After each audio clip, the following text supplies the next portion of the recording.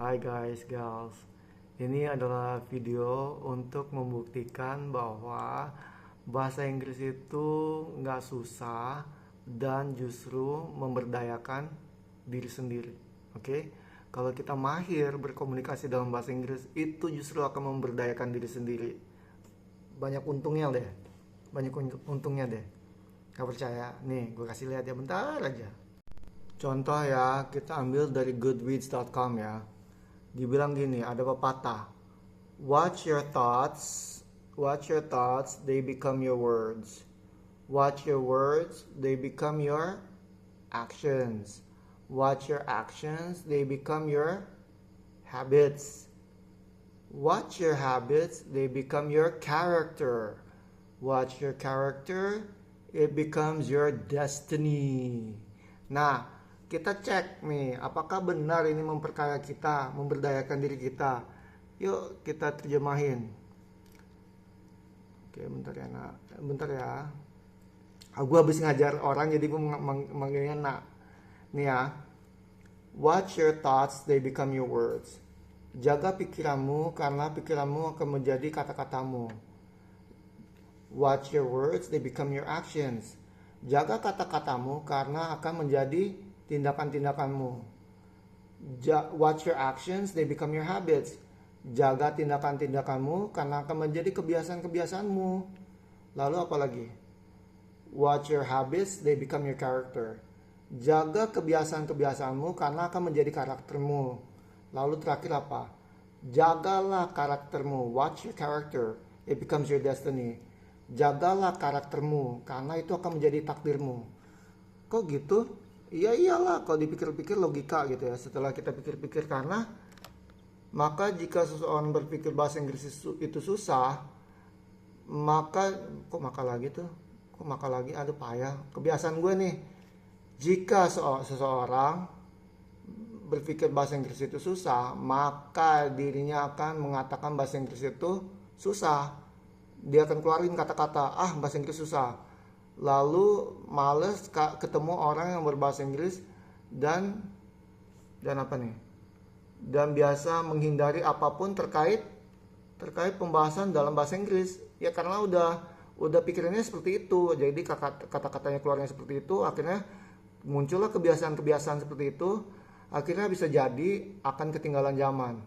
Iya, akan ketinggalan zaman karena digerus AI, robot sama perubahan zaman jika tak punya ilmu, keterampilan atau usaha barang apapun untuk dijual. Karena bahasa Inggris itu kalau kita nggak punya apapun ya cuma punya bahasa Inggris, ya itulah yang kita pakai untuk memberdayakan diri. Kalau kita nggak punya ilmu bahasa Jepang misalkan, kita nggak bisa bahasa Jepang, nggak bisa bahasa Perancis, cuma bisa bahasa Indonesia doang.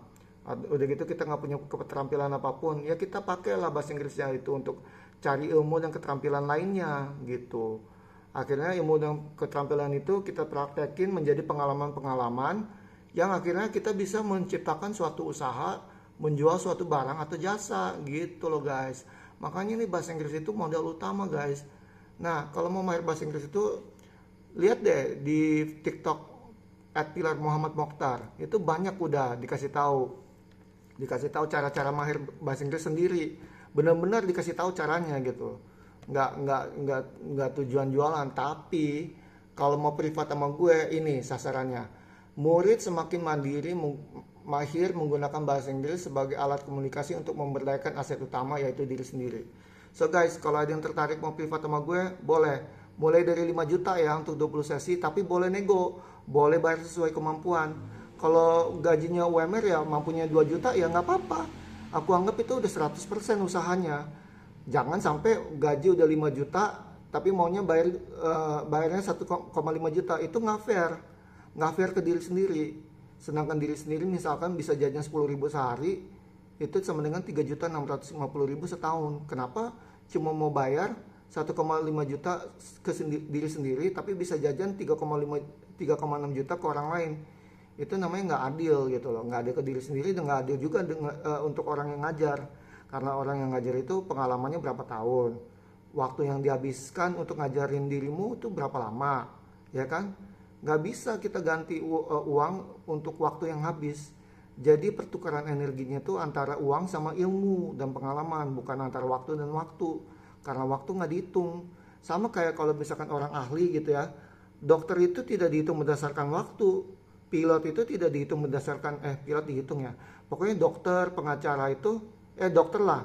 Dokter itu tidak dihitung dengan waktu, dokter itu dihitung dengan hasil gitu. Sama dengan kayak apalagi yang hasil ya. Pokoknya gitulah intinya. Oke guys, thank you. Oke guys, girls, itu baru praktek baca loh. Praktek baca yang berfokus pada intonasi, pelafalan, sama pemahaman.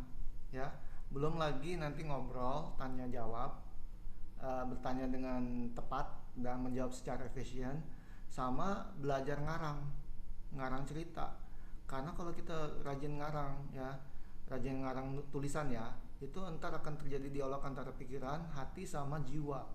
Nah, semakin kita dialog internal itu, wah semakin kita bisa memahami diri, semakin kita bisa mengekspresikan diri juga gitu. Dan keterampilan menulis itu mahal. Contohnya bisa jadi copywriter, bisa nulis peraturan perusahaan, bisa nulis prosedur bisnis, bisa nulis iklan, bisa bikin iklan, bisa merencanakan iklan, bisa merencanakan proyek dan lain sebagainya, bisa ngirim proposal. Bayangin tuh keterampilan menulis.